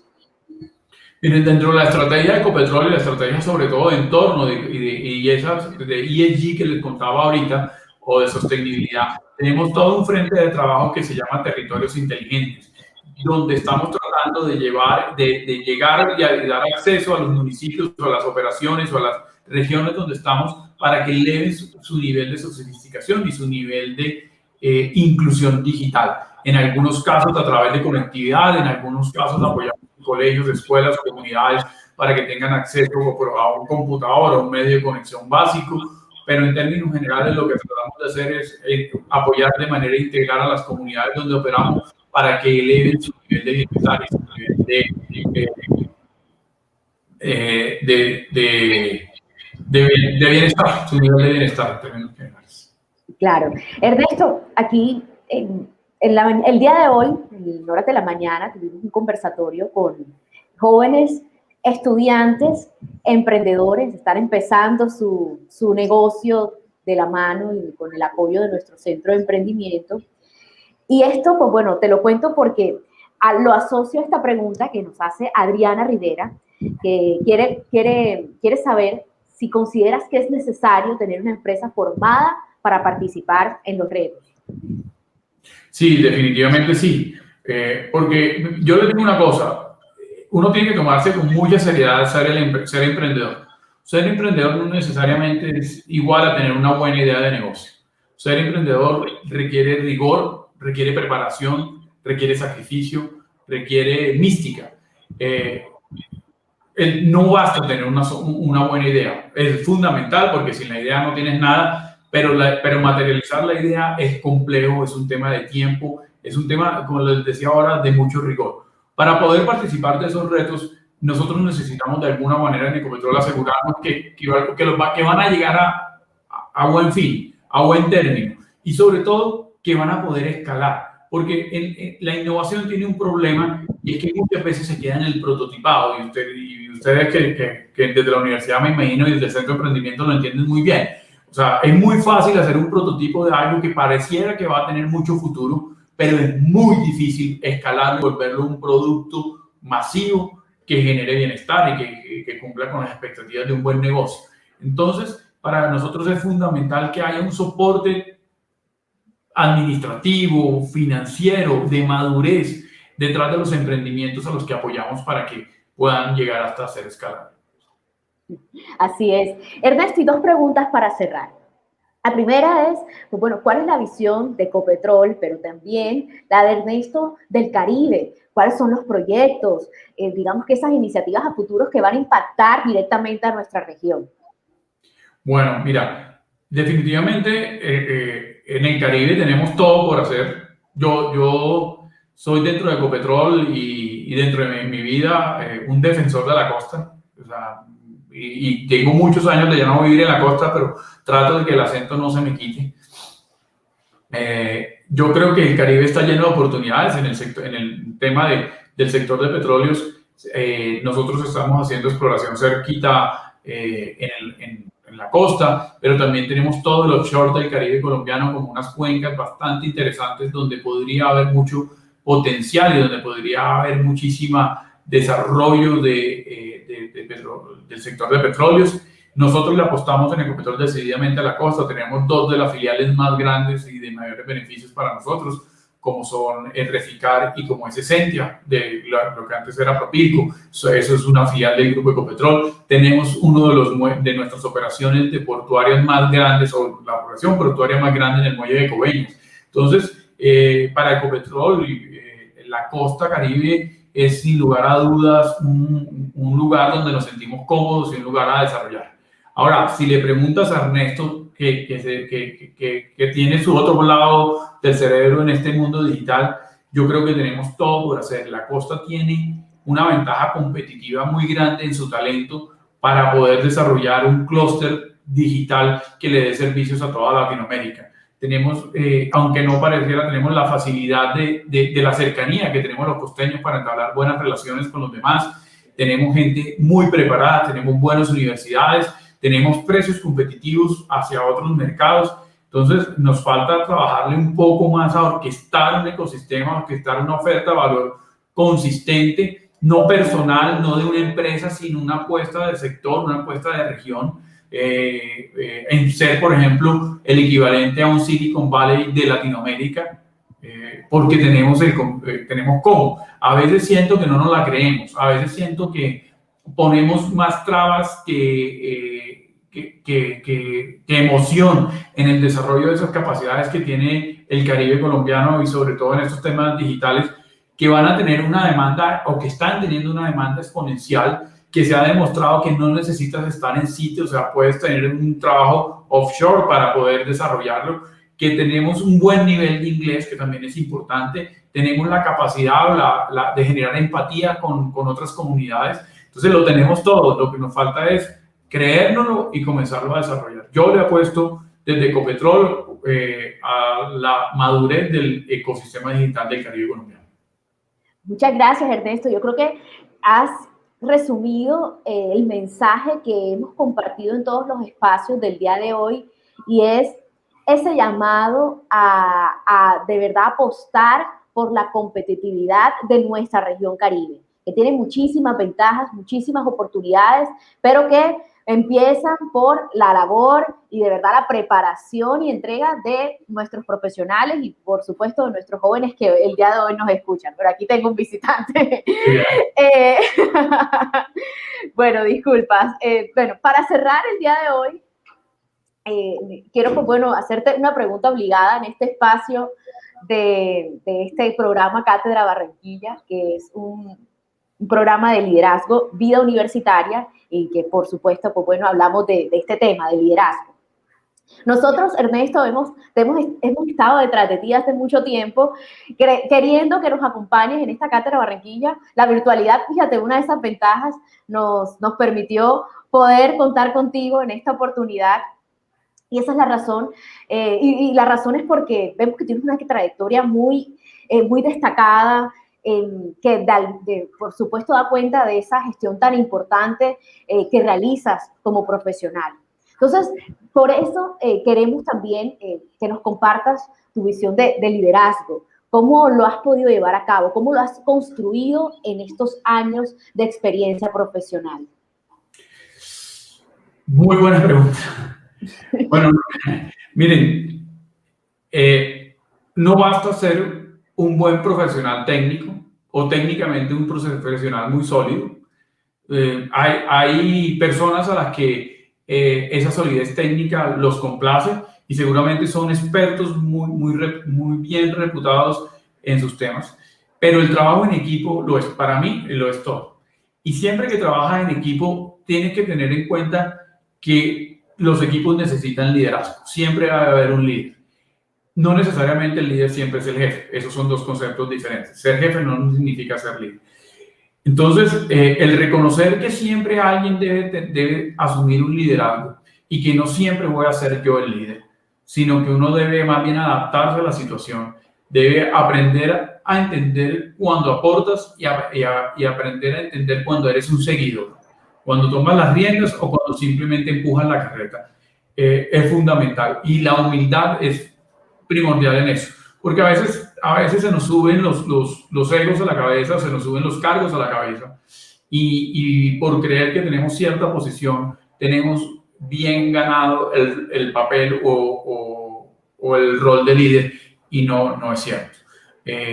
Para ser un buen líder también toca ser un buen ser humano. Siempre poner el corazón por delante. Entender que el trabajo no es más que un medio. Los humanos no nacimos para trabajar. Usamos el trabajo como una forma de desarrollarnos, de convivir y sobre todo de estar en comunidad. Y para eso el liderazgo es fundamental. En Ecopetrol trabajamos mucho los temas de liderazgo, trabajamos mucho los temas de cultura que van amarrados al liderazgo. Y hay una definición muy bonita que escuché hace poco de liderazgo que nos la dio el presidente de Nutresa en una charla que nos dio y nos decía, la cultura es la forma como la gente se comporta cuando el jefe no está mirando. Entonces trabajar en que las cosas que uno hace o que uno tiene o el toque que tú le das o que cada uno de nosotros le da a las áreas o a las posiciones que ocupa sean perdurables y no dependen de que uno esté encima del ojo, del seguimiento, es fundamental. Y eso solo se logra a través del liderazgo, del convencimiento genuino, que ese es el mejor camino. El liderazgo se aleja o es diametralmente opuesto al miedo, al temor, al respeto mal infundido por el miedo. Entonces, mi invitación a todos es que le trabajen mucho a eso. Esto se va aprendiendo sobre la marcha. Creo que la universidad a veces nos da ciertas capacidades o ciertos conceptos, pero nada como el trabajo en campo. Por eso, tan bueno a veces las prácticas universitarias, esos espacios para convivir con la realidad. El liderazgo también se ejerce desde que uno es estudiante, desde la forma como uno se comporta en sociedad o con los demás o en comunidad. Entonces, bueno, espero, difícil pregunta, haber respondido. Pero muy bien respondida.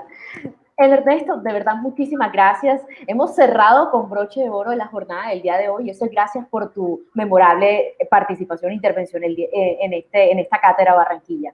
Nuevamente te expreso mi agradecimiento por volver a tu casa, a Uninorte, a través de nuestro programa Cátedra, en el que siempre tendrás las puertas abiertas, que esperamos nos puedas acompañar de manera presencial lo más pronto posible.